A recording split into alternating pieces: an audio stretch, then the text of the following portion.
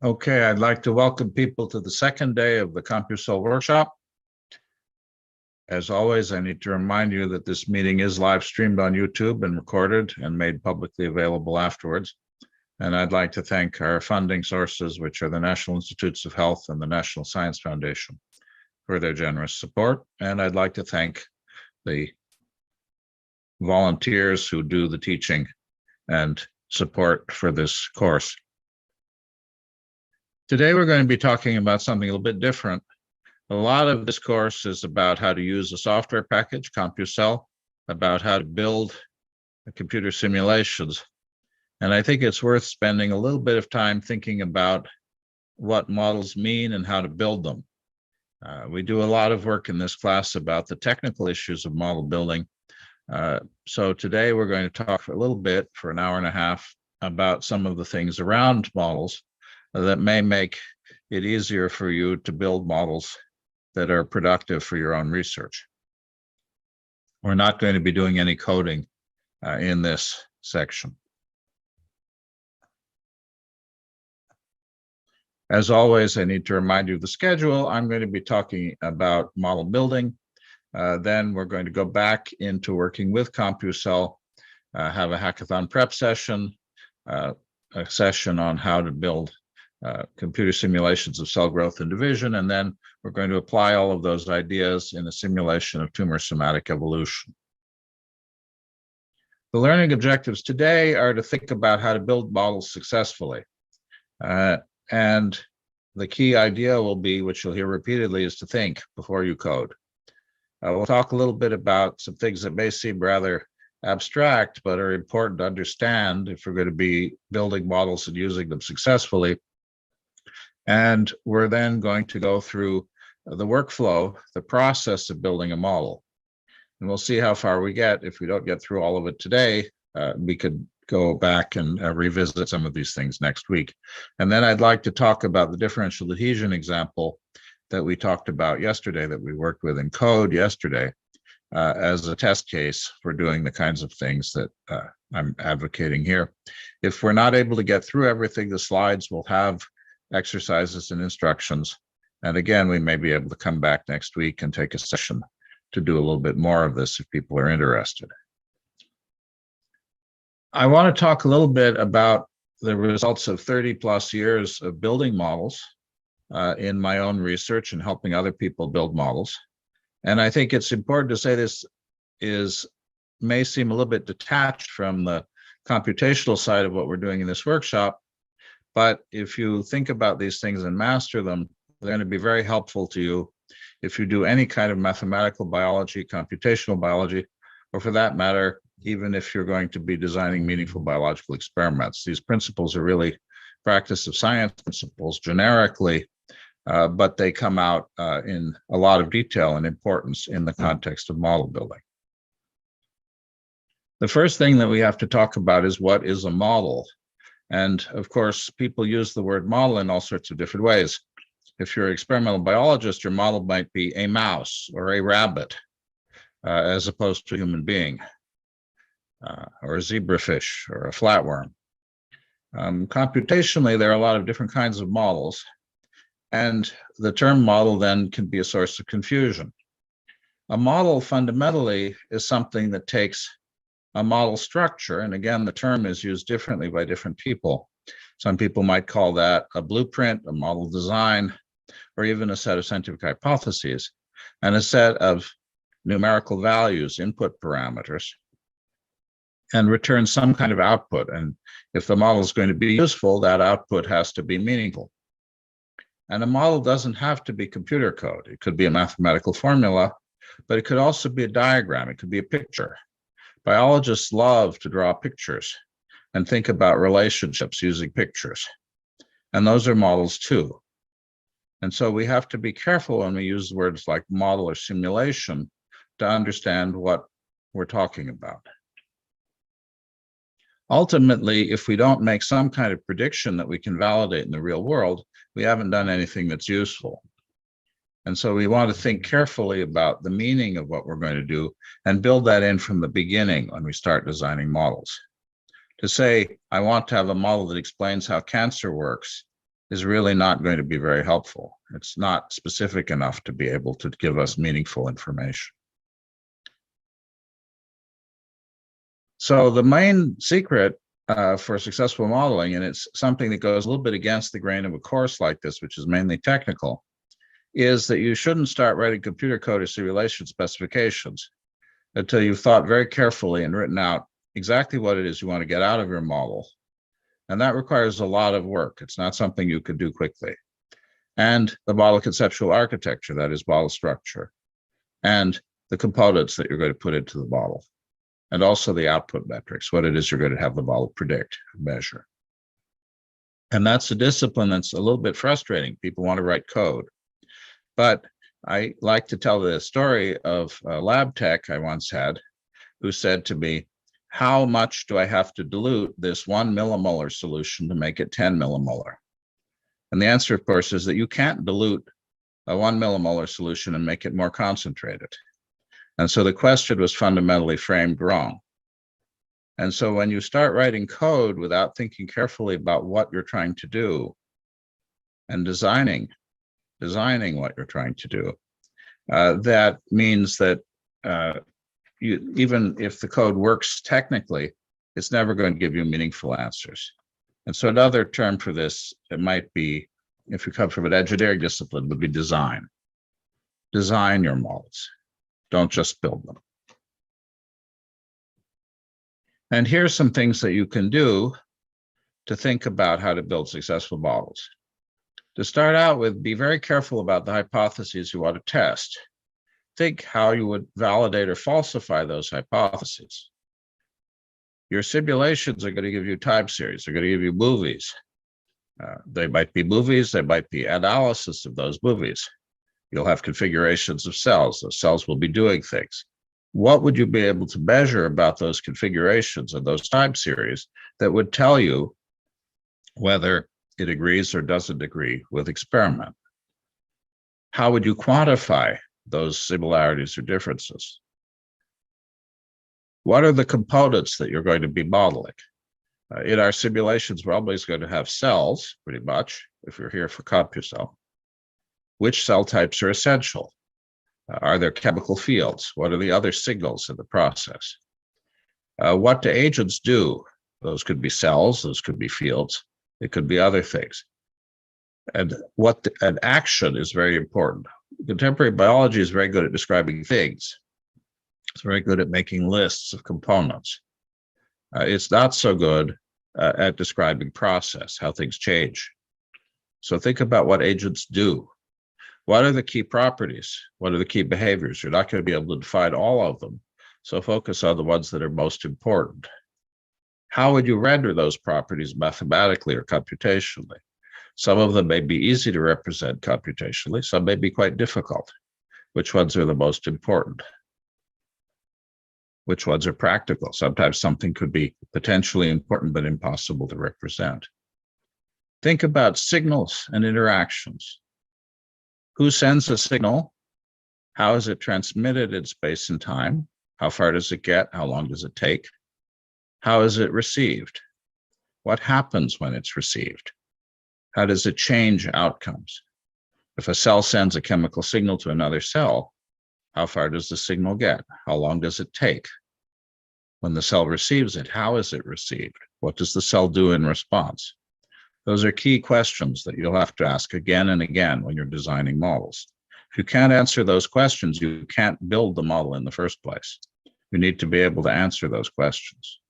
If you can't answer them, you have to go back to the literature, you have to go back to the wet lab and begin to build your understanding of those questions. What are the key mechanisms by which the configuration changes in time? For example, how fast do cells move? What determines the speed of cell movement? Is the movement random or is it deterministic? When do cells change direction? How do cells exert forces? How would you describe those behaviors mathematically? And how would you describe the control of those behaviors mathematically? Is there control in the system? In the example we did yesterday with cell sorting, the states of the cells individually didn't change. The adhesivity of the cells was determined at the beginning and then didn't change.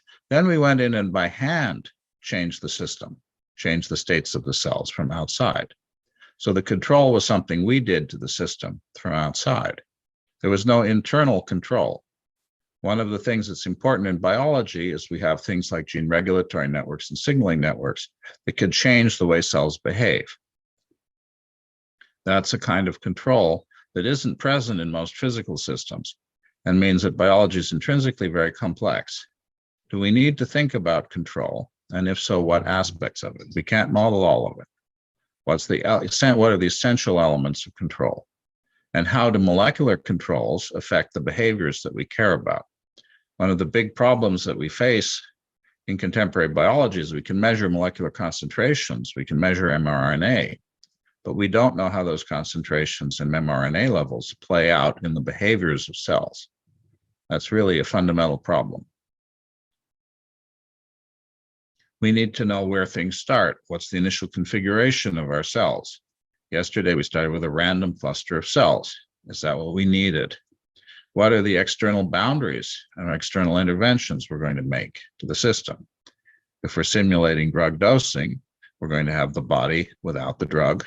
We're going to give the drug to the body. We have to know how the drug distributes and is metabolized and eliminated by the body. And then can we decide what we expect? And this is another discipline that takes a lot of effort, but is very important. Can we reason about the system and determine some things that we expect in advance? There are physical limits on systems. We can't violate the laws of physics. There are certain kinds of biological laws that we can't violate.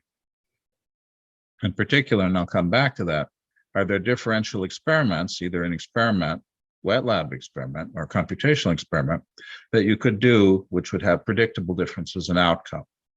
I think that's one of the most important things to think about when you're designing a simulation or a model. If you can't predict the outcome of differential experiments, the model isn't useful. Okay, so let's come back now. That's basically an outline of what we're going to talk about for the rest of this class.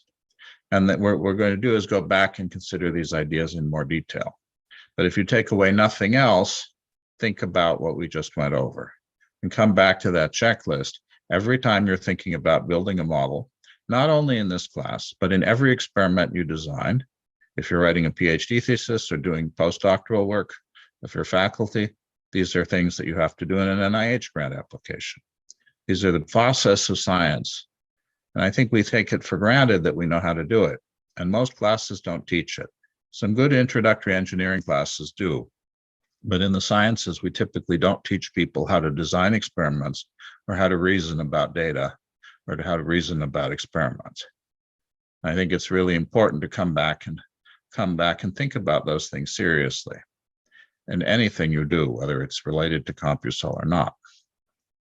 I want to come back to some term definitions. People have lots of different terms for concepts. They're argued about incessantly. There's a Stanford wiki that's more than 50,000 pages on the principles of talking about models. So it's something that's actually a current research topic in philosophy of science. It goes all the way back to Aristotle, too. This is one of the few fields I know of where Aristotle in 350 BC is still a current reference for some things. That's more of a dinner time conversation topic than a class topic today. Any model of reality, whether it's a conceptual model, and we'll talk a little bit more about what conceptual models mean, or a mathematical model, or a physics model, or a computer simulation, has to have four things. We can call them elements or components, if you like.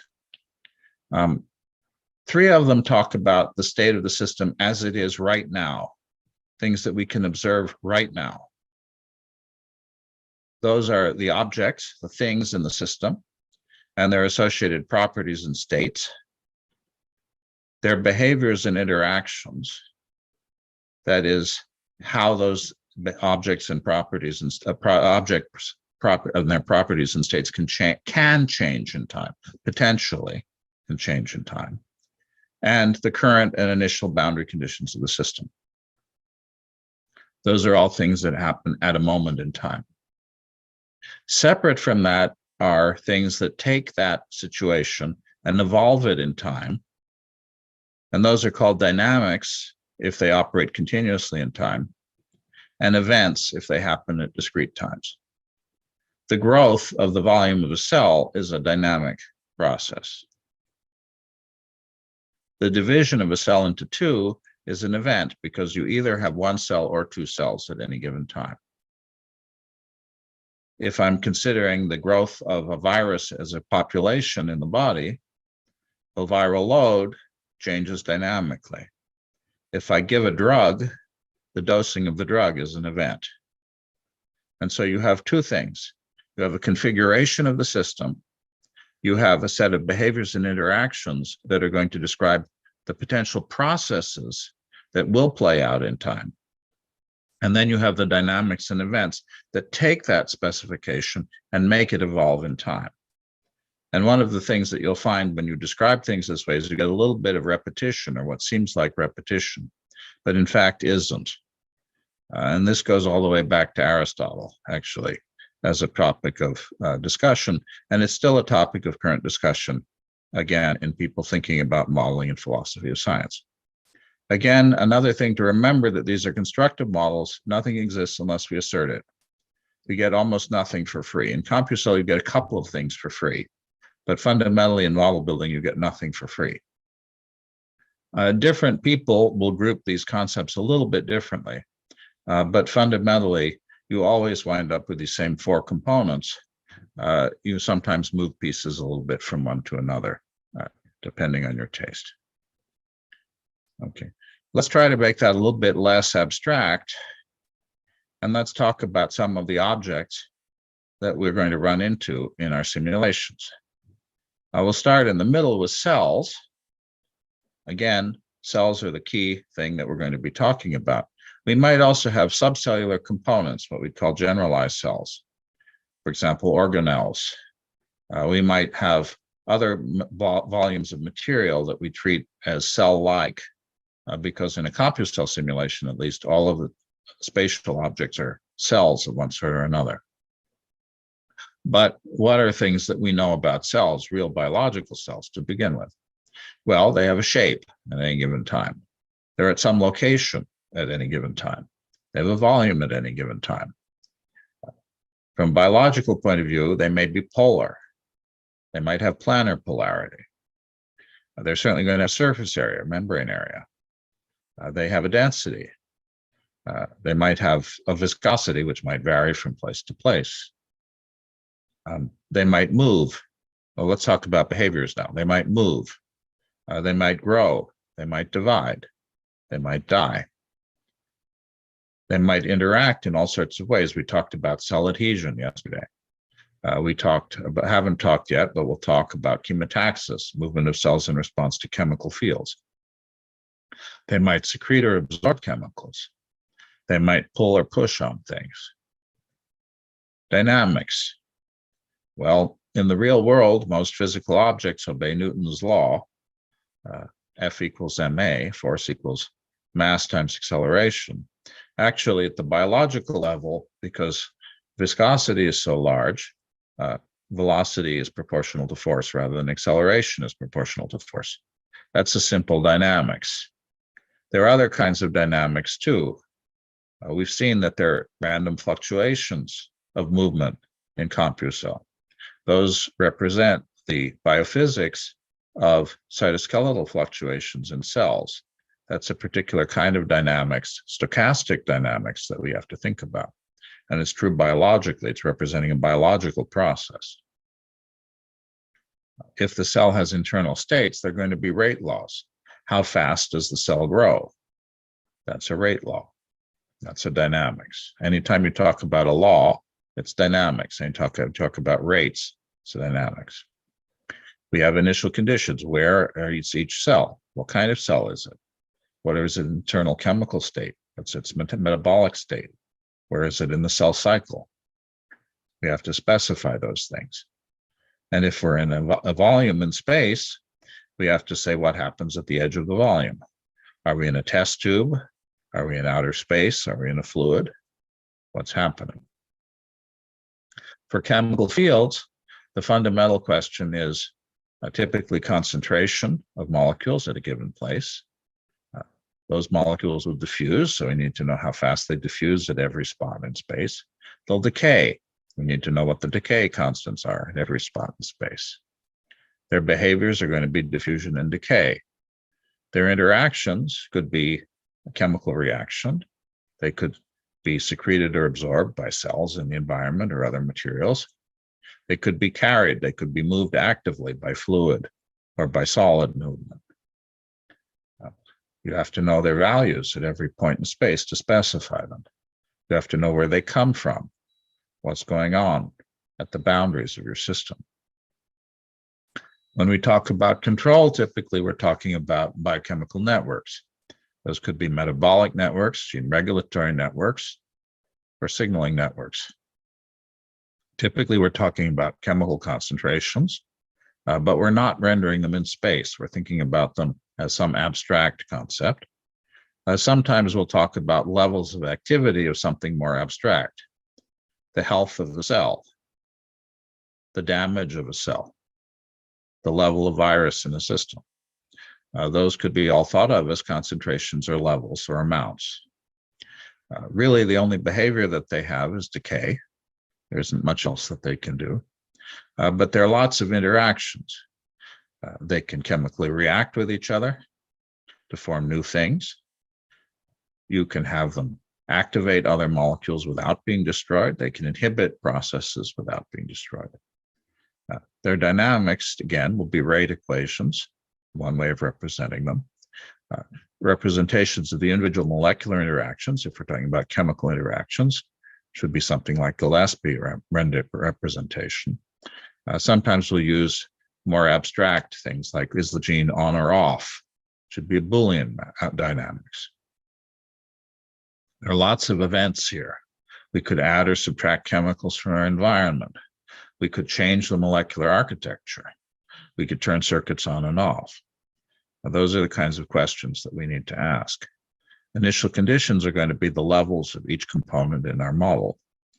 Where does it come from? Where does it go? If we have multiple cells, how do the cells' networks internal to the cells interact with each other? What happens at the boundary of a cell? Many networks, and they're drawn in this picture as an example, have intracellular signaling networks interacting with extracellular networks. That could be through contact. Delta notch is a classic junctional signaling mechanism in cells. It's very important in cancer and development, in wound healing and homeostasis. So we have to think about how signals work within a single individual object. And thinking about hierarchy is important there, and how they communicate between objects. This question about who creates a signal, how its signal is mediated, and how it's received, and what happens when it's received are critical here.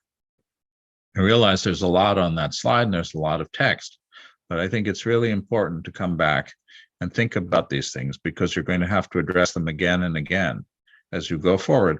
And this is, again, not something about Conceptual particularly. It's about thinking about biology and the meaning of biology and asking questions that are meaningful in a biological context. Let's come back and just sweep around again. Again, we start out typically when we're looking at model definition and saying, what are the things in the system? What are the things we're going to be talking about? That could be cars on a highway if we're modeling traffic, could be atoms in a molecule if we're doing molecular dynamics. Typically, in our case, it's going to be cells to begin with, cells in an embryo, for example. Something that I'm not going to talk about so much today, which I've alluded to before and I think is worth coming back to, is that the universe or environment in which our system lives is an object. And it's important to think about the universe itself. In the Conceptual case, it would be the cell lattice. In an experiment, it might be a tissue living in my body as a whole. In a lab experiment, it might be cells in a petri dish or in a test tube, in an organoid culture, for example, in a lab on a chip, in a bioreactor. That environment is something that we have to model. And that is something that we don't often think about, but we take it for granted. But it's very important to remember that the environment is something that is part of the model, and it's an object. Now we have to think about what the intrinsic characteristics are. What are the parameters and variables that we use to describe that object? The difference between parameter and variable is a little bit fungible. Parameters are things typically that we don't change during the course of observation of the experiment. Variables are things that naturally are emergent, that result from the processes in the experiment. In some cases, control may change parameters. And so there's a bit of a back and forth between the two. At any given time, all properties and values related to an object define its state. And fundamentally, what we're trying to do in a model is predict changes of state.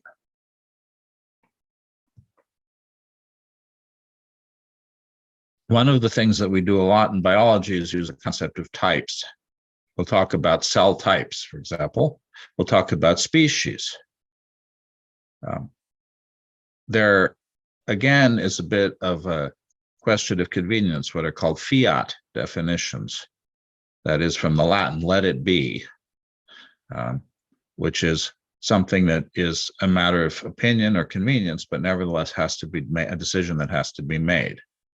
For example, I could think about cars and bicycles both as types of transport, or I could think about cars and bicycles as fundamentally separate kinds of object, and then think about types of car, Toyota, Oldsmobile, four-wheel drive, electric, as types of car. So the way we do those definitions is a little bit flexible. However, when we come to computing, we don't have any flexibility. We have to make a decision about those things. And so we're going to wind up having to make those kind of decisions again and again. This comes up biologically all the time. If we ask how many types of neuron are there, you might find that there are 100 in some lists and 1,000 in another. It depends a little bit on what features you're using to distinguish between types.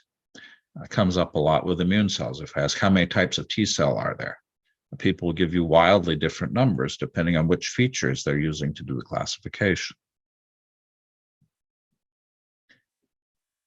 We have to think about objects of two types, just the way we distinguished events from dynamics. They're discrete objects like cells that have boundaries and identities. If we divide a cell in half, we don't have a living cell anymore. The Greeks called that atoms, something that was undivisible.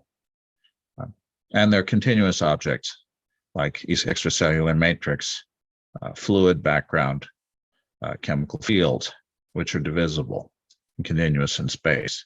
There also are abstract objects like network states that don't live in space. They may be attached to a cell. They may be properties or attributes of a cell, but they don't live in space. They're not spatially distributed. They always represent something that is spatially distributed. And that simplification sometimes is a big problem. Not always. Network models work surprisingly well, but we have to be careful. Again, these distinctions are to some extent matters of convenience. For example, we can think of fluid as composed of lots of little blobs of fluid particles. And in Compusal in particular, we'll go back and forth between those points of view quite a bit. Is a chemical concentration represented as a field or simply a number? That is, as a continuous spatial object or an abstract object. Those are things we're going to have to decide. And that's as much true in an experimental design as it is in a simulation design. Behaviors. Again, the difference between a behavior and interaction, they're both examples of what are called processes, are fundamentally matters of convenience.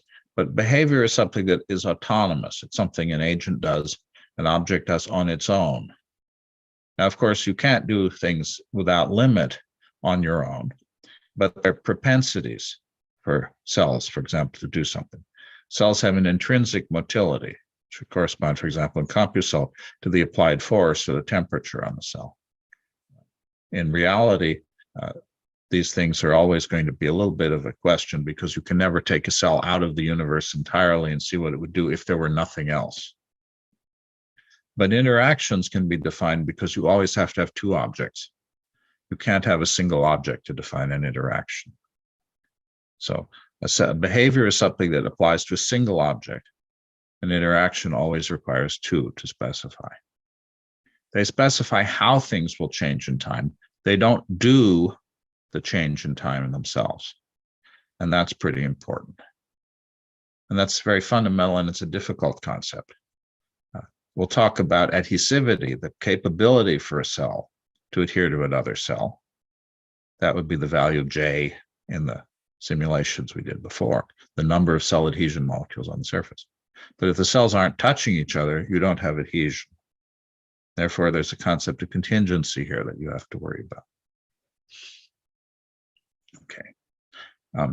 We can think about, there's a little bit of ambiguity between how we define objects and processes. For example, if we think about two objects, say two masses connected by a spring, that's something physicists love to think about. Everybody does this in grade school or high school. We might have two kinds of objects, masses and a spring connecting them as a physical object. Or we might say that we have two masses that have an interaction potential between them. Those differences in choice are going to be different in different modeling frameworks. For example, center models, cells have positions but no shapes. CompuCell cells have shapes. Those are choices that are made in the modeling environment. Those don't represent underlying physical reality, but they do represent the way we think about it. And we have to be aware of those decisions when we are designing models, because they're going to have consequences. Initial and boundary conditions. To write any model, we have to know what the states are of all of our objects. What are the objects? Where are they? What are their internal states? How do they relate? Again, a state is something that you can describe at a moment in time. And sometimes it's very difficult to think about things at a moment in time because we're so used to describing things as they evolve in time. And yet, the only thing we can observe is something at a given instant. Biology has this problem in spades, by the way, because most really good observations are done in fixed tissue. You have to kill your organism to observe it. And that means you cannot observe changes in time in the same tissue in a lot of detail. And there's a dirty secret, which is if I ask you a question, which is, for example, I measure the tumor volume in time, which I can do in a non-invasive way, I can't back out the things that I really care about, which are what's the rate of cell birth and cell death in the system, because I'm only seeing the net difference between births and deaths. And a lot of biology actually has a real problem that the detailed experimental measurements we can make, for example, with cell atlases, with omics, don't tell us about dynamics. If we have samples from two different organisms that were killed at different times, we cannot tell how a particular cell in one organism would have moved. And that's a fundamental problem. You cannot infer time series from snapshots in many cases. It's a mathematical theorem that you can't do it. And a lot of biology is about, and a lot of mathematical biology is about pretending you can do it when you can't. If anybody tells you that they can infer time series from static snapshots of different individuals, don't believe it. It's not possible. It's possible under some limited cases, but in general, mathematically, you can prove it's not possible to do. That's one reason that the dynamic simulations that we generate are so important, because in the simulation, you can actually track an individual cell in time. That's something you cannot do in general, in detail, in the experiment. If I want to look in a living organism, a living mouse, a living human being, well, these days with intravital microscopy, I can actually track cells near the surface of the body in real time in a living animal. It's expensive and hard to do, but it's possible. Can't do it in a human. The measurements I can do in a human would be things like CT scans, MRIs, PET scan, for example. Not much resolution. So there's a real conflict between what we can measure and dynamics. And modeling is an important part of resolving that conflict. we do have to think about how the boundaries of our system affect what's going on. Our simulations have finite size. Therefore, there always are boundaries. And those boundaries may do things to the system that are not things that would happen in the real world. And we do have to think about the effect of that. Dynamics, again, seems very simple. Cell moves in time. What causes it to move? A force. Does the cell move with a velocity proportional to the force or acceleration proportional to the force? How does the chemical concentration evolve in time? Those are simple things. They always will have the form of d by dt. The rate of change of something is something. But how that plays out is actually pretty subtle. And we do have to think about that. That's one of the few things that we're going to get inherent in CompuCell. The modified metropolis dynamics in CompuCell says that cells will move with a stochastic velocity that's on average proportional to the force applied. That's something that you get from the universe of CompuCell. That's why the universe has to be thought of as an object. If you write dynamical equations inside a cell for a network, d by dt of a concentration equals something. That's a dynamics. The dynamics on the right-hand side, the rates, are given by the state of the system, the behaviors, and the objects, the object behaviors, the object interactions, the processes that are active at any given time. The state at the model after the initial condition is a result. That's what the model predicts. It's not part of the model specification. Okay. This may seem abstract, but I hope that as people go forward, especially if you're going to do the hackathon, that you can follow this kind of workflow in the way you think about problems. If you're students and you're beginning to work on mathematical or computational problems, following these ideas and thinking them through carefully, it's difficult. People like to sweep them under the rug because you'll ask a question, you'll say, I don't know the answer. And typically the result then when you do that is you start writing computer code. If you do that, you will never get something useful. Never. It's better to be honest and say, I don't know. I have to make a hypothesis to answer that. I make the possibilities are this. Or I have to go back and read the literature. I have to go back and do an experiment. We often say that the discipline of doing model design properly, you don't necessarily ever have to actually run a computable model. Just designing the model and determining what you don't know can be wonderfully useful in deciding what experiments need to be done. So sometimes you wind up model building, you never run the model because building the model itself teaches you something about the system you didn't know before. Okay, there's also a workflow. We've talked about the components of models. We talked a little bit about model workflow. Now let's go back and think about modeling from that point of view. What are the steps that I need to go through to build a model? Again, people tend to want to start writing computer code from the beginning. And in a course like this, where we're focusing on a software package, we're showing you how to write code. And fundamentally, that's assuming that you know how to do modeling beforehand. Many of you probably do, but not everybody has learned how to do it in a formal way. To produce useful computer simulations requires discipline and going through a set of steps, a workflow. Most of the problems, I'd say 95% of the problems that I find when people build models that don't work are problems in conceptualizing the model, thinking about what they're trying to do, not in coding. The hard part of model building is to decide what to model and how. It's not implementing it in computer code. Once you've decided what you're going to model, putting it into Physicell, CompuCell, Abacus, or some other package is really not that hard. There are a set of steps, and again, exactly where you draw the boundary between these steps is a matter, a bit of opinion. But nevertheless, just like a rainbow, when you decide what color, where to draw the boundaries between colors is a little bit arbitrary. Nevertheless, the sequence of steps is still the same. The color choices here, the set of steps, really are inevitable. People tend to want to jump directly from idea, biological observation, to simulation. That's almost always a bad idea. because there's too much opportunity to put into your model something that you don't understand or that isn't what you need. And so going more slowly may seem frustrating at first because you want to get to a result. But in fact, as a friend of mine used to say, many months at the computer can save several hours in the library because you've got a fundamental misunderstanding. In this case, many months writing computer code can save you several hours thinking about the model before you start. Okay.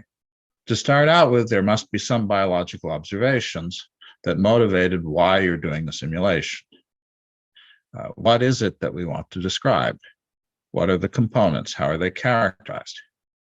There must be some reason that we want to construct a model. We want something out of it. If all it is, gee, my professor told me to do it, it's not likely to do something very useful. There has to be what we call a tacit mental model, a tacit conceptual model in our minds, because the way we think is through models. Those are called conceptual models, but nevertheless, our thinking is purely through models. The universe doesn't exist in our heads. What we have in our heads are representations of the universe. And actually, those representations break down into those elements that I talked about earlier. You can analyze everything we think in exactly the way I talked about. We have to make some decision about what aspects of the biological problem, what objects, what processes, what interactions, what dynamics, what events are going to be most likely to be relevant. We can't have infinite detail, so we're going to be making in our minds, and maybe without thinking about it carefully, a set of selections about what we think is likely to be important. And the more we can make those decisions explicit and explain why we made those decisions, the more likely we are to be able to build a model that's significant. What are the behaviors and interactions we think are important? What are the specific properties of the system we think may control them? Ultimately, the most important thing we can do is frame specific questions, ideally quantitative questions, that we want to answer. What are the ways we're going to observe our system in experiment or in computation that are going to be the things that we insist that our model reproduce? We have to have some way of knowing whether the model is right or wrong, whether we accept or reject the hypotheses of the model. What are the governing hypotheses?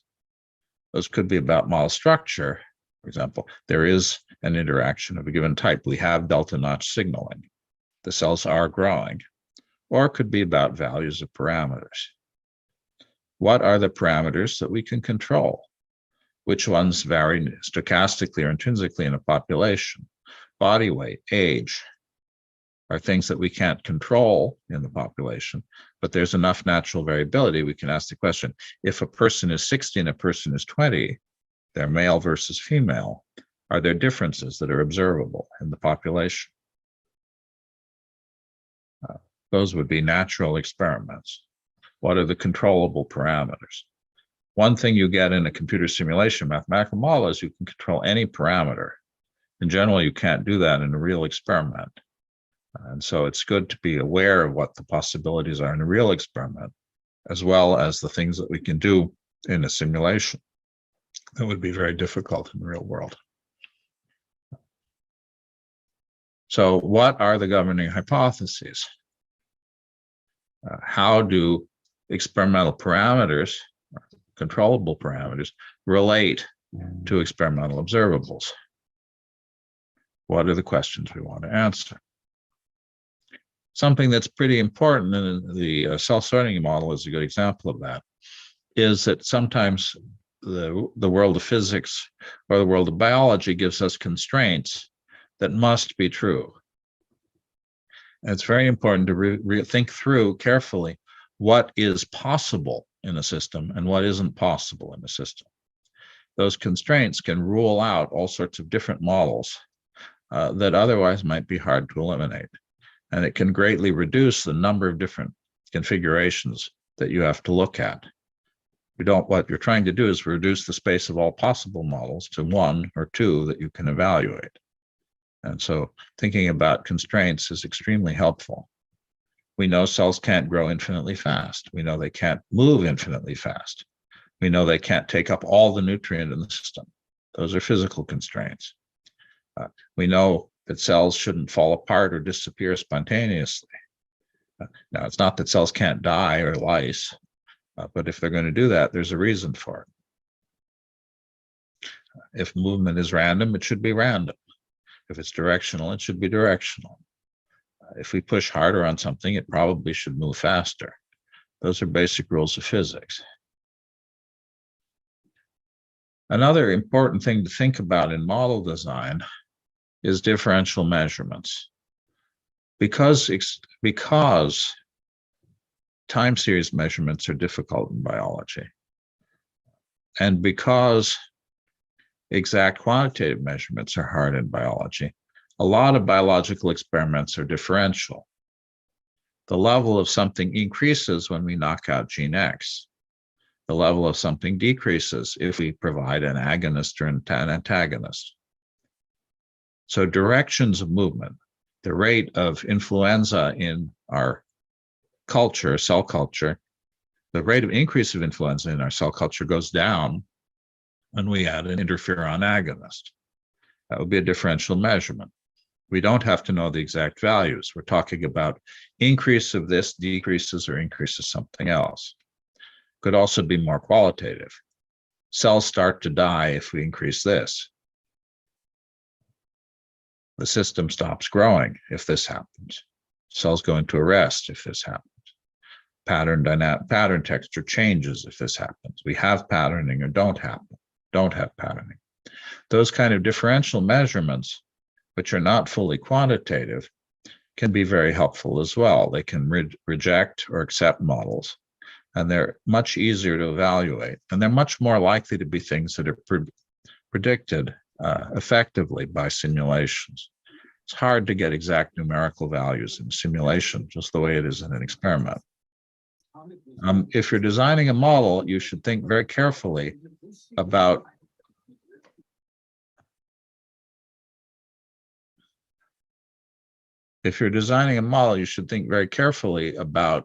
what kinds of differential results you can predict. If you increase the value of a parameter, should some observable increase or decrease? Should something go from being constant in time to being oscillating in time? Turning on and off oscillators is something that happens all the time in biological networks. Does an oscillator go from being deterministic, periodic, to being stochastic, chaotic? Those kinds of questions and the boundaries between those domains are things that are very important, that are observable in experiment and observable in simulation. You want those patterns of behavior to be the same. Very often you can predict what they should be. If you could predict what they should be, you'll have a much better handle on whether the computer code you wrote to implement the model works. If you don't have an idea of what's a reasonable behavior, a sanity check, you won't know if your code works. You'll know if there's no syntax error, but you won't know if the design of the code works. If you validated those things and then you do experiments, biological experiments, wet lab experiments, or conceptual ones, or computational ones, then when you have deviations from expectation, you have potentially important results. You found something new. You found something unexpected. That's what you're looking for. But to begin with, you have to know that the model is right. And that certainty about it being right, of course, we never have pure certainty in experiment or simulation. We're talking about falsifiability, I suppose, rather than assertion of validity. But nevertheless, we need to have some confidence that our model structure is doing the right thing, is replicating reality at some level, before we're going to trust it to predict or understand what deviation from expectation mean. And so thinking about differential measurements is really a critical component. Again, I'm thinking primarily about people who are going to be using modeling in their world, but this could be about any kind of modeling. And it's also true about experimental design. If you don't know what to expect when you do an experiment, you're not going to know what to look for, and you're not going to know if the experiment worked or not.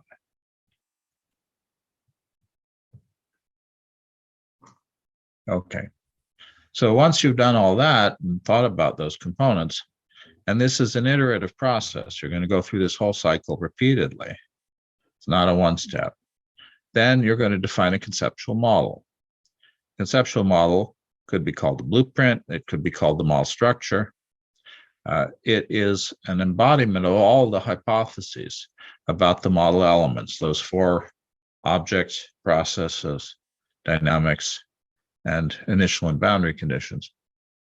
All of those things have to be represented, not in mathematical form, not in a computational form, but in a verbal form, diagram form, describing what the fundamental structure and relationships are. Biological diagrams are the key example of conceptual models. There's a good article on that in Wikipedia if you're interested. Once you've got your conceptual model structure, and the hardest part of any model building, and the one that people spend the least time on usually, is building that conceptual model. If you do that right, the probability that everything else is going to be useful and works is much, much higher than if you jump into the later stages first. The other thing that you're going to find is that the conceptual model allows you to go forward and do all of the other things. When you go to more detailed, more mathematical or computational models, it's very hard to back out the conceptual model. And there's an exercise I used to give students in my classes on network modeling, where I'd give them a paper by Tyson on cell cycle regulation. And Tyson's one of the great modelers. It does beautiful, beautiful works on cell cycle regulation. But some of his papers simply write ordinary differential equations, rate equations, for molecular components.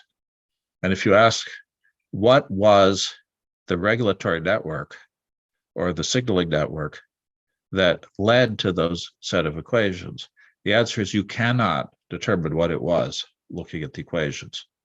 If you have the network diagram, you can derive the equations. You cannot derive the network diagram from the equations. You can't go backwards. So the conceptual model is the fundamental model. And in a sense, that's nice, because that conceptual model is how our brains work. It's how biologists talk and think. Okay. So we have to think about what conceptual models are.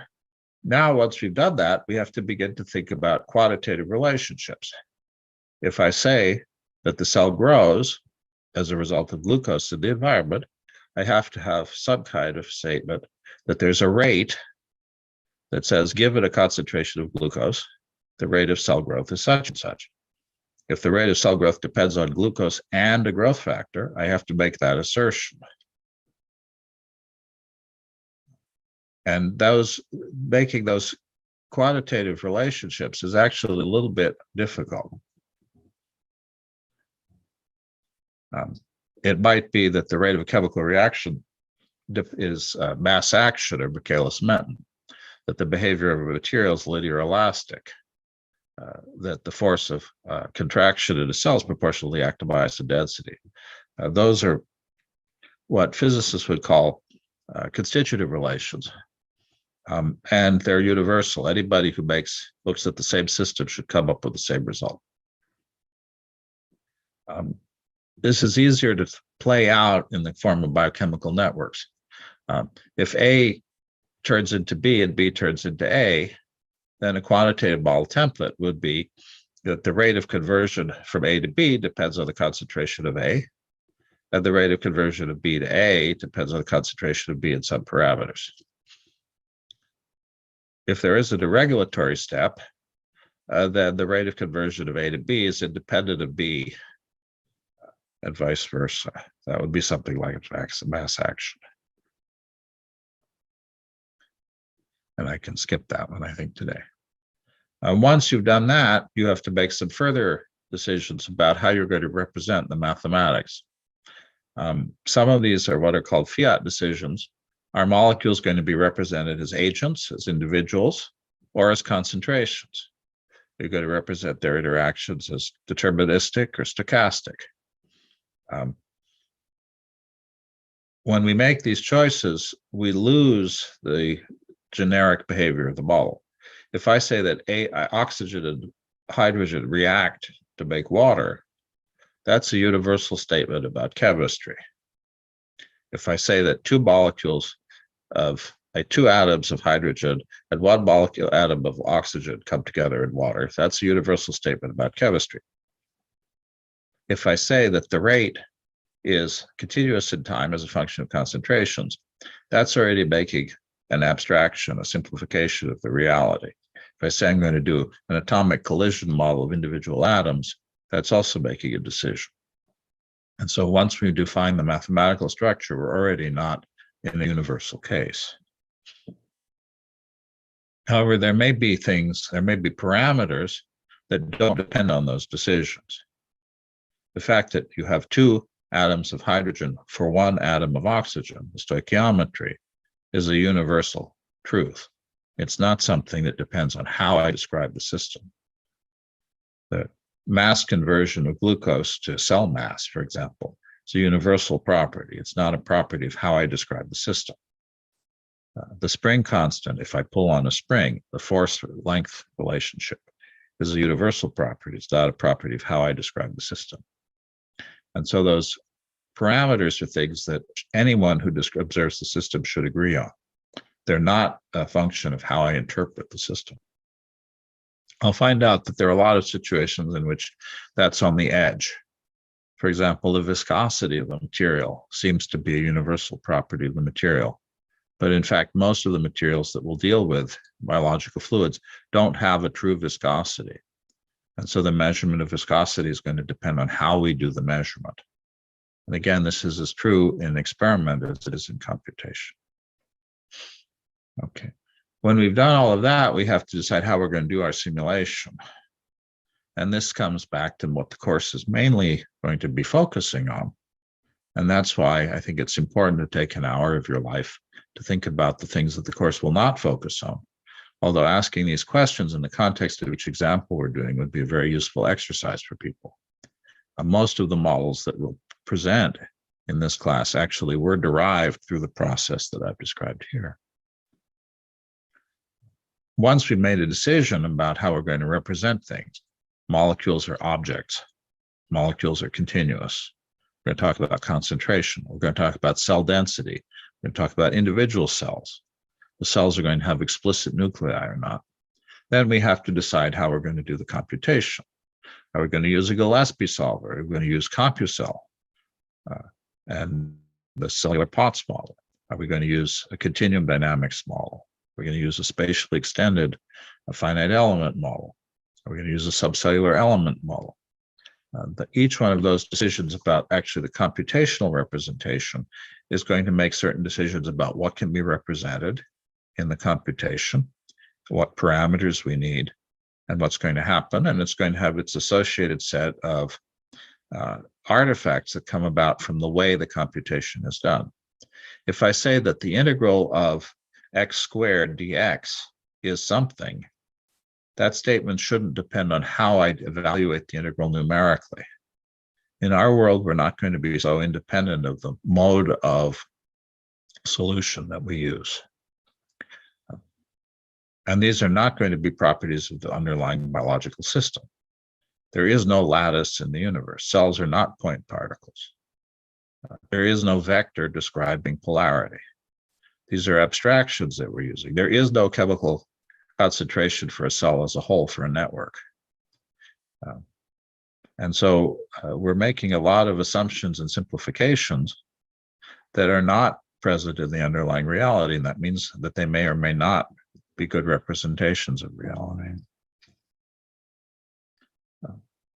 And so you also have to think about other things. I know this already is a lot, but you're going to have to think about these, not just in this class, but in anything you do, experimental or computational. How do you determine whether the parameter values you've chosen are reasonable? Typically, you're not going to have experimental measurements for a lot of these parameters. Some of these parameters in a model might be experimentally measurable.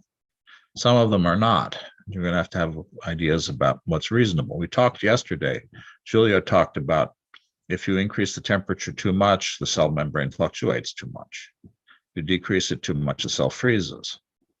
Those are situations which you know are wrong. You decrease the cell membrane, the fluctuations too much, the cell gets square. It doesn't do that in reality. So you can determine those things as artifactual. So can you provide boundaries on parameters for reasonableness?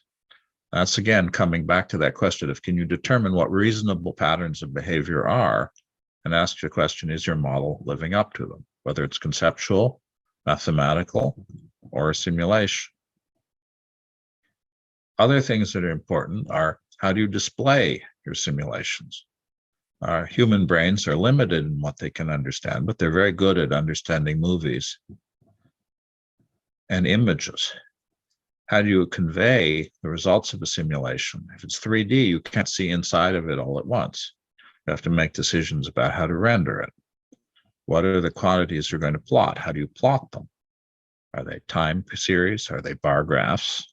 Are they histograms? How do you define workflows outside of this individual models to determine parameter values, to determine sensitivity to parameter changes, to structure? It winds up that doing full factor sensitivity analysis when you have a lot of parameters is impossible. It'll take the age of the universe to do it.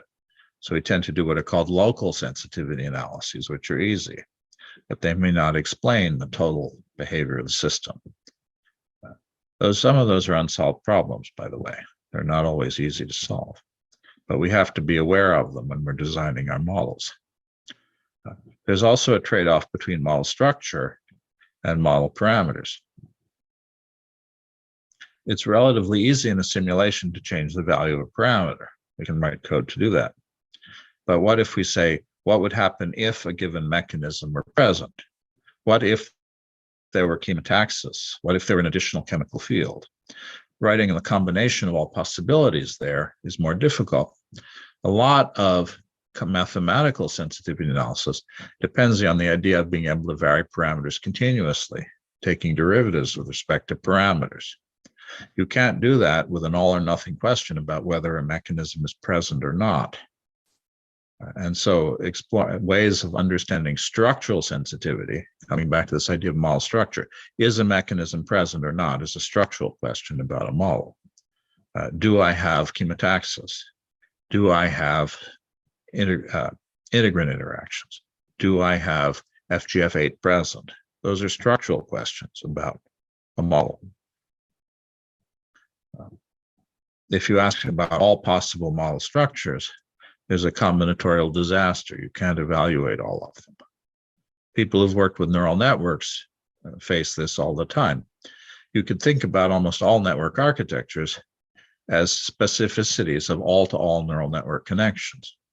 But if we tried to write all-to-all connections on images, 1,000 by 1,000 voxels, and they now want to do 1,000 by 1,000 to 1,000 by 1,000, that's 1,000,000 to 1,000,000. It's 10 to the 12th connections. We can't do it. And so we build limited architectures and say that those are different model structures, even though they're all special cases of that all-to-all network. That all-to-all network is unrealizable, and therefore it's not really useful to think about it. Well, it's not implementable. It's useful to think about it, but it's not implementable.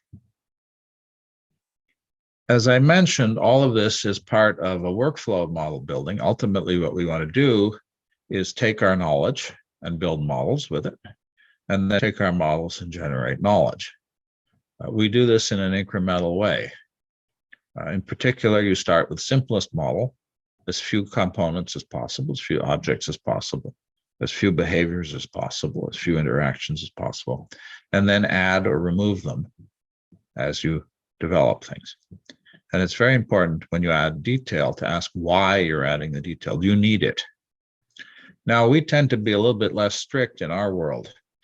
People like Alan Perlson, one of the great modelers of all time, who really is one of the few modelers you can think of who saved millions of lives, because he's one of the people who revolutionized the treatment for HIV. One of the reasons PrEP exists, for example, and early treatment for AIDS exists is because of Alan Perlson's mathematical models. Alan is a great believer in the models have to be exactly as simple as possible. And he has very strong numerical criteria, what are called AIC criteria, which he says you don't add a single variable to a model unless you can prove that that model has certain statistical improvements on a model without that variable. In our world, we don't tend to do that. We know that certain processes are present, certain object categories are present, and we'll include them because even though under certain circumstances they may not be important, if they're not present, we can't model their perturbation. We can't model what happens when we inhibit vascular endothelial growth factor unless we have vascular endothelial growth factor in our model, or at least the effects of vascular endothelial growth factor. Even if VEGF-A, vascular endothelial growth factor, isn't active in a particular situation, we'll put it in because we know it's there in the biology. We know it has a fundamental role in many cases, and we think that that might be something that's going to be critical down the line. And so we're not always going to be radical reductionists in our modeling, but nevertheless, we don't want to add detail that we don't need, because that detail is going to demand that we provide clarification on model structure and parameters for all sorts of additional things. The more complex the model is, the more we need to know to build it, and the more difficult it'll be to validate. And therefore, you want to build up models gradually, step by step. How you do your analysis, what you're going to do, may depend a little bit on running the model. You run a simple model, you see patterns of behavior, you define metrics, you look at whether those metrics are something you can validate in an experiment, and then you cycle back. And so I realize that this is a lot of steps and a lot of components to deal with, and telling you have to do it repeatedly may be intimidating, but it's also part of how we think about science from the beginning. And so in a sense, I'm not saying anything here that isn't standard scientific method. I'm just spelling it out in a way that I don't think gets taught that often in a typical class. Okay. If we want to use models in our world of biology or biomedicine, we have to take our knowledge and experimental data sets and build models in simulation. Then we have to refine those models and validate them. That refinement is progressive. Every time we run the simulation, every time we do a set of experiments, we should be able to improve the model quality and generate more refined, more detailed, more predictive models. Once we have models that we trust to some degree, we could begin to apply them. And the most useful application of models, besides testing scientific hypotheses, is to be able to design experiments. Everyone talks about using models to design experiments. The number of people who really do it is rather limited. If you look, there are occasional papers where people really do design wet lab experiments from simulations or models, but it's not so easy. A lot of modeling is post-diction, reproducing what's already been observed, predicting what's going to happen, which is really where the power of models comes from. For example, in design, being able to design biological systems is something that's just started, and I hope many of you in this class will go forward to do that. And then knowledge capture. How do we use the information that we get out of model building and running models to understand and improve our basic scientific understanding? Okay, that was a pretty abstract. And now I have another 20 minutes.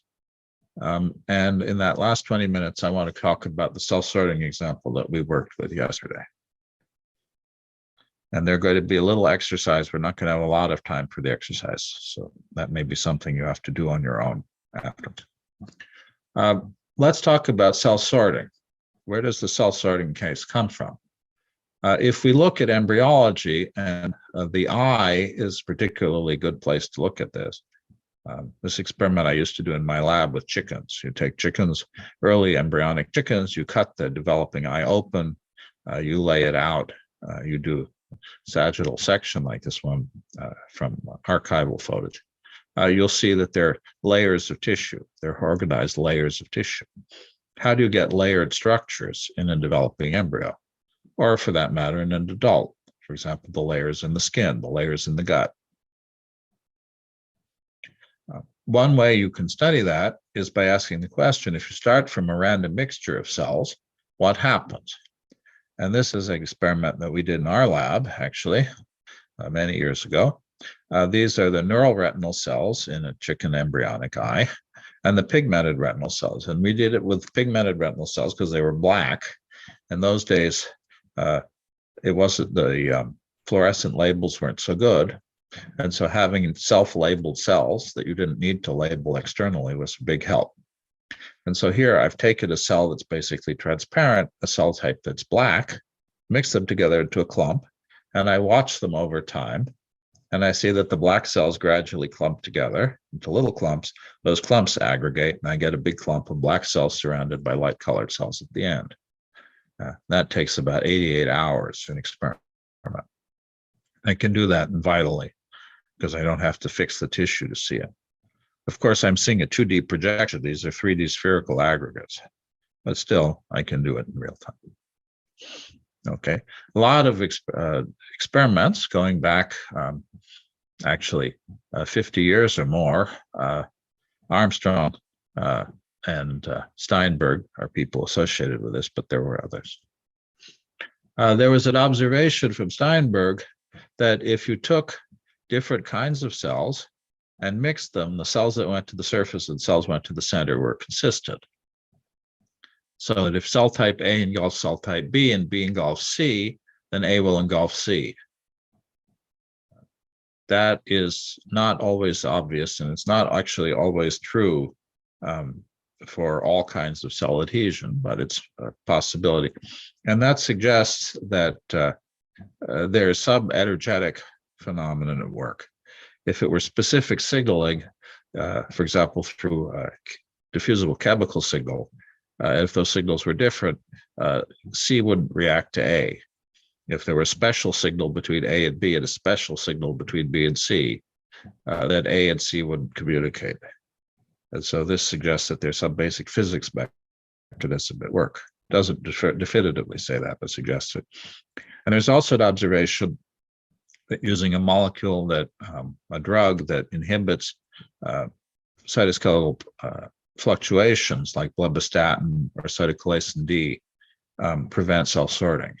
So spontaneous motility and fluctuations of cells is essential to have cell sorting happen.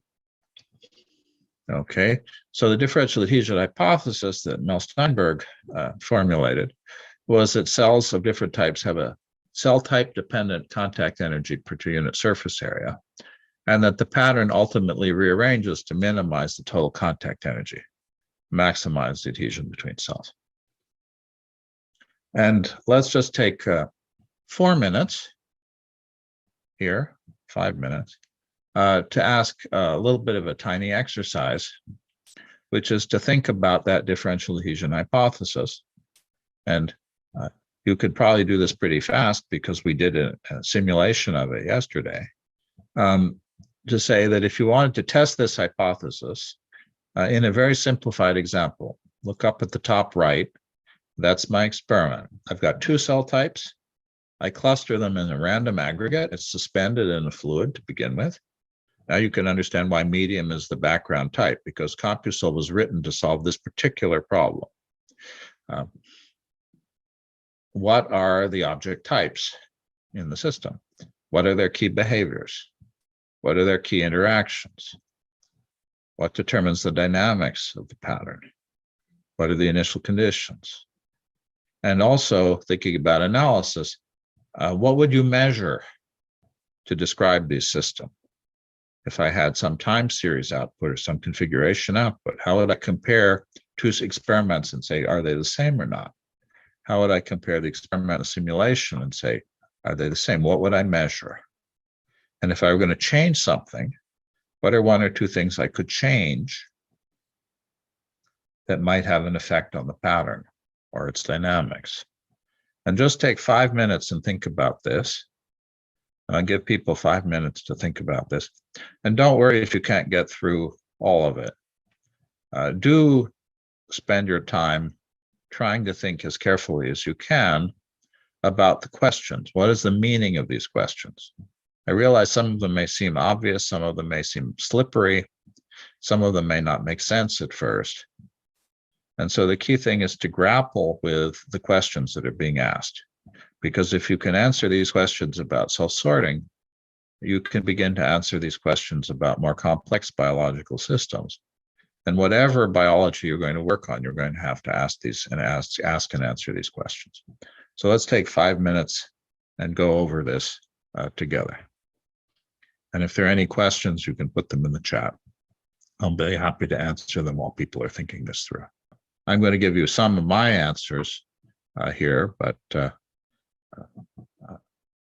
just because they're my answers doesn't mean they're right, simply one set of possible considerations. So the basic observations that we're going for are that there's a consistent hierarchy of contact energies when they come into contact with their own and other cell types. There's a biological observation, which we're not going to use very much in the model, in the computational model, but it's fundamental biology, that adhesion depends on the number and type of cell adhesion molecules in the cell. Actually, also depends on how those cell adhesion molecules connect to the cytoskeleton, which makes things a lot more difficult. There are random fluctuations, at least to these particular cell types. They're mesenchymal cells. We don't see any cell growth or division or death during these experiments. And we see that less adhesive cell types engulf more adhesive cell types. And it's actually possible to measure that adhesion roughly by pulling on two cells that are connected with each other. We can't quantify it exactly, but we can get a rough idea. There are a lot of alternative hypotheses, some of which may be more correct. There is active contraction in cell membranes due to cytoskeleton, differential contractility hypothesis. Cells could be sending out chemical signals. In that case, you'd get longer range signaling than we see. Really only happens when there's contact. And cells also have protrusions, philopodia, that pull on other cells, especially of their own type. And those kind of long range contractions are very important actually in development for things like convergent extension and embryonic development are a result of those. And it's sometimes rather hard to tell those two things apart. Okay. What could we measure? One of the things we could measure is the pattern. Is it sorted or not? Do we have separate clusters or not? Do the cells stay connected or not? Those would be qualitative measurements. We could measure the contact length between the cells of different types. We could measure the cluster sizes between cells of different types. We'd like to try to understand how those depend on things like the motility, the fluctuation amplitude, the adhesivity of cells. So to begin with, I would define two cell types, dark and light cells, and the surrounding fluid medium. But one might make other choices as well. You might have extracellular matrix. In this problem, there really isn't any ECM, but you wouldn't know that from looking at the picture. Well, what are the object properties? Well, the cells have a volume and a surface area. They don't grow and divide. They don't die. They do fluctuate, so there is some intrinsic motility. We don't add or remove medium. The cells seem to be isotropic. They're not polarized. We don't see internal structures. As far as we know, all the dark cells look about the same. They're about the same size. All the light cells about the same. Medium doesn't seem to do much active. Well, the cells stick to each other because it's a clump. But they can rearrange. They don't stick so much that they can't move around. The cells don't seem to like to stick to medium. They seem to repel it. We get a circular cluster, not a rough cluster. So there seems to be some positive contact energy between cells and medium, and some negative contact energy between cells and each other. Okay. There seems to be some random motility, some active motility by the cells. The medium is passive. Initial conditions, a random aggregate to begin with, surrounded by medium. And so those are all statements that we can make about a conceptual model. Those are the observations that we would draw looking at this picture, looking at the time series. and seeing how the system evolves. Now, you could make other choices. You could add detail, remove detail from this. But to begin with, that's not a bad set of hypotheses. You might want to ask the question, well, the cells don't all have exactly the same volume. All the dark cells don't have exactly the same surface adhesivity. Maybe the surface adhesivity differs on different places of the cell. Those would all be more complicated, more detailed. And so then the question is, do you need that extra level of detail? That's where this idea of starting with the simplest possible model comes in. Maybe the movement isn't random at the surfaces of the cells. Maybe it's not amoeboid. Maybe there's persistent movement of the cells. What would that look like? What would that do? Could you test it experimentally? One way to test whether there's long-range chemical signaling, like chemotaxis, is to take two cells in a dish, put them near each other but not in contact, and ask, do they move towards each other or not? The answer is no, by the way. I did that experiment. I did that experiment in my lab. No, the cells don't see each other unless they're in physical contact. It means there's no long-range signaling. That rules out chemotaxis as a mechanism. It also probably rules out filopodial connection as a mechanism as well. It's really direct contact. So that's not something that's in this picture, but it's something that if you read the literature, you could find. Then we can ask what the model properties are. What's the size of the environment? Where are the cells? How big are they? What are their shapes? There are a whole series of questions that we have to quantify. What kinds of cells do we have? What are the behaviors? We have that idea of intrinsic random membrane fluctuation behavior. We have an idea that the cells don't merge into each other. They have an excluded volume. That's trivial in real world, but we don't get it for free in our simulations. Cells stick to each other. Cells stick or repel medium. So the idea of contact energy comes up very early. Then thinking about expected outputs. And we did this a little bit yesterday, but you can actually come up with a decision once you've decided that the pattern is governed by the contact energies between cells. I could think, just by thinking, if I know the contact energies, I can determine what the best energetic configuration for any pattern of contact energies is. For example, if I have two kinds of cells, light and dark, in a fluid medium, I have 5 possible contact energies, and I'll draw the cells as squares for the moment to make calculation easy. Light, dark, light, light, light, medium, dark, dark, dark, medium, contact energy. And I'm going to ask the question, if I start out with a random configuration like this, just a one cell type now, I have 2 contact energies, light, light, and light, medium, and I can just count how many boundaries I have. And if they're in a checkerboard where the cells are surrounded by medium, I have 32 units of light medium contact, 0 units of light light contact. If I rearrange them into a square, or in this case, I should have had 9 cells instead of 8. I should have started with 9. I have 12 units of light medium contact and 10 units of light light. So I can compare the energies. You could say which pattern has the lower energy. The answer is, if light medium has a bigger energy than light light, the compact is always going to win. So I'm always going to favor that. I can do that comparison. There's actually a factor of 2 here, because it winds up that I get 2 units of contact between light and medium, light and light for every unit of light medium I get rid of. So there's a factor of 2. And so I favor the compact configuration if 2 times light medium is bigger than light light. That's called positive surface tension, by the way. And so I get clustering provided that that's true. That's a basic physics rule. If I have 2 kinds of cells and I arrange them in a checkerboard, I can count my boundaries in the case where I have a checkerboard and a case where they're separated. And if I do all of that, I could calculate what the change in energy is between the 2 configurations. I'm not going to do that here because of time. But I'll find out that if 2 light dark is bigger than and then light light plus light dark, the pattern sorts. If 2 light dark is less, then I get mixing.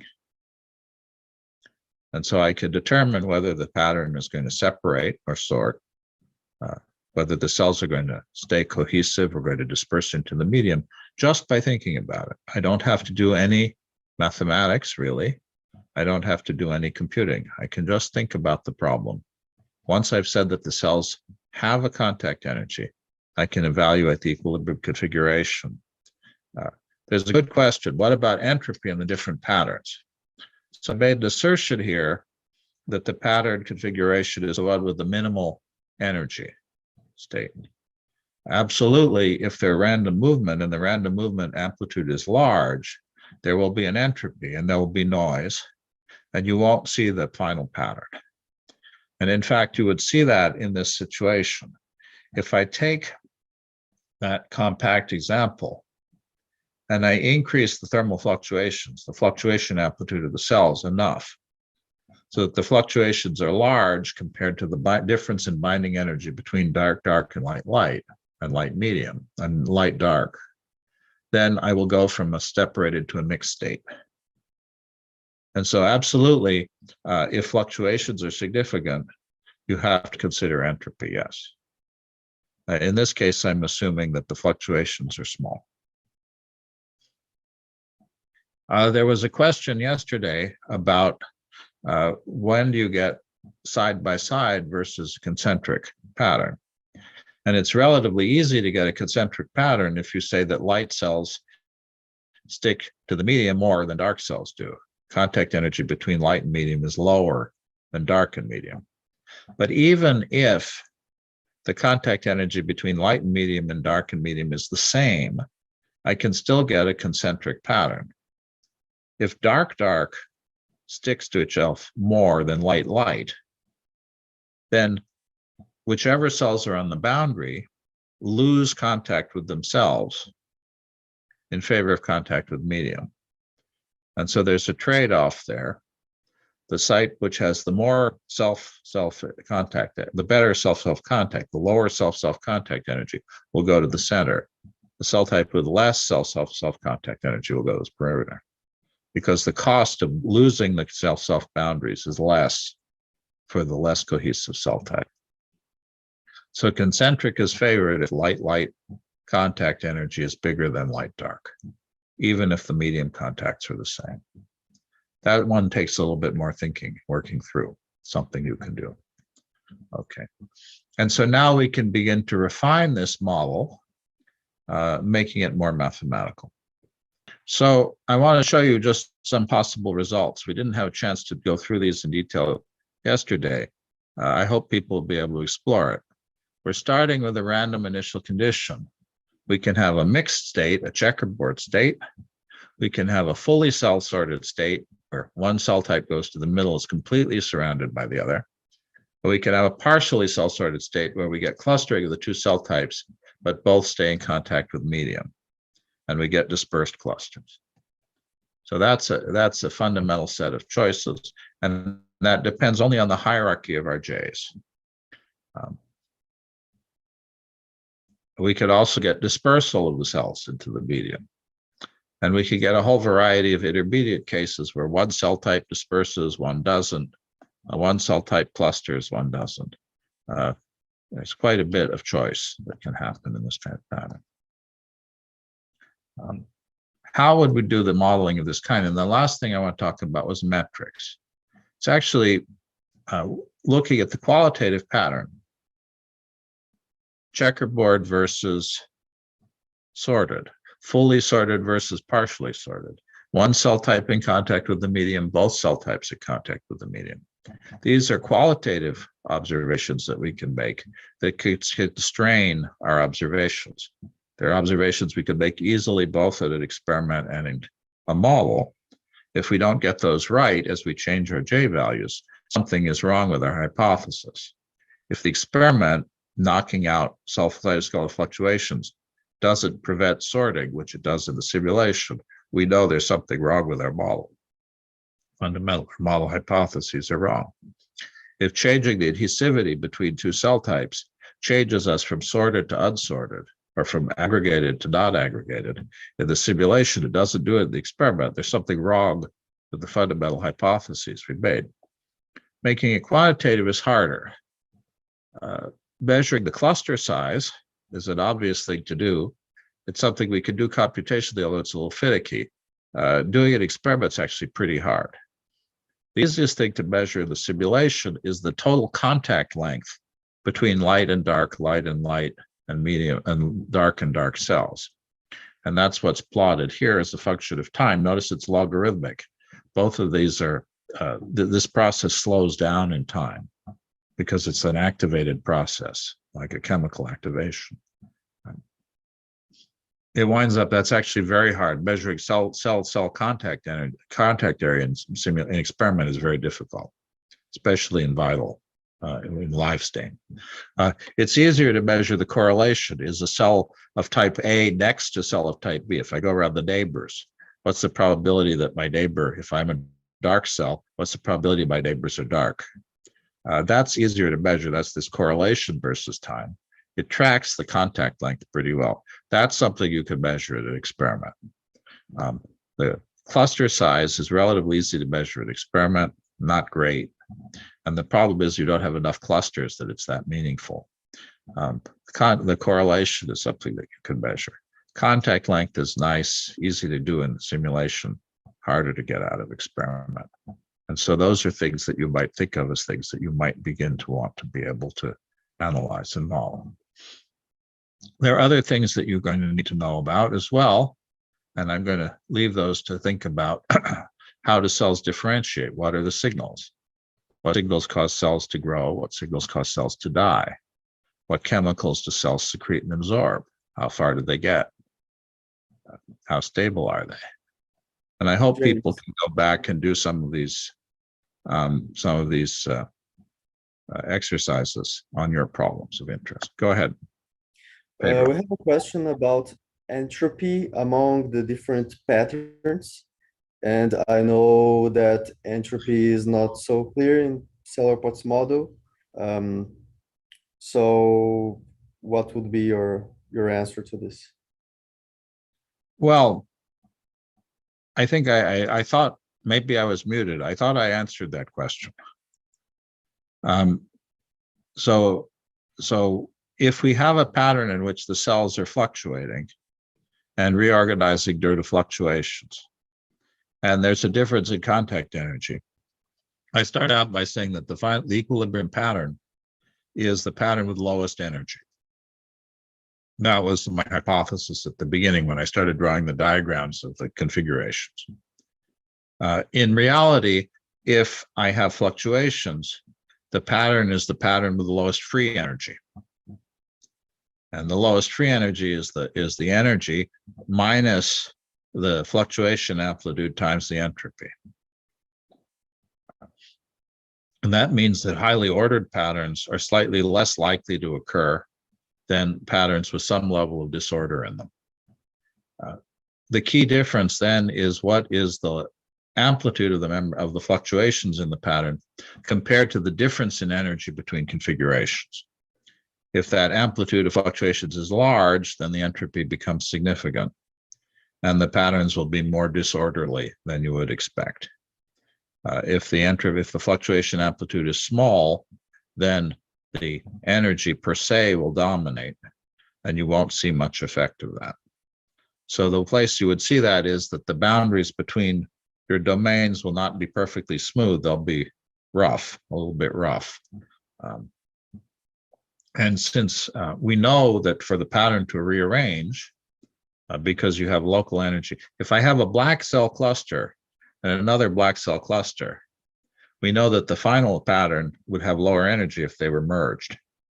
But if they're white cells, but dark light cells between them, those two clusters don't know, they can't see each other. There's no interaction between them.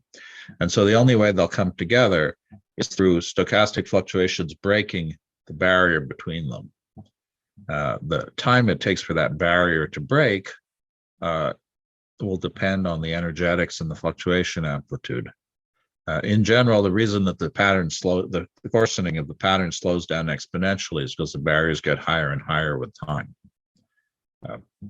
And so absolutely, if you want to understand the dynamics in particular, you have to understand the entropy of the system. So it's definitely something to consider. But as the simplest thought experiment, it would be just looking at the energy. If you wanted to really be a physicist and think about the system in more detail, you would in fact want to look at the free energy and consider the fluctuations in the entropy gas. Any other questions? That was a pretty technical question, but I know there's some good physicists in the room.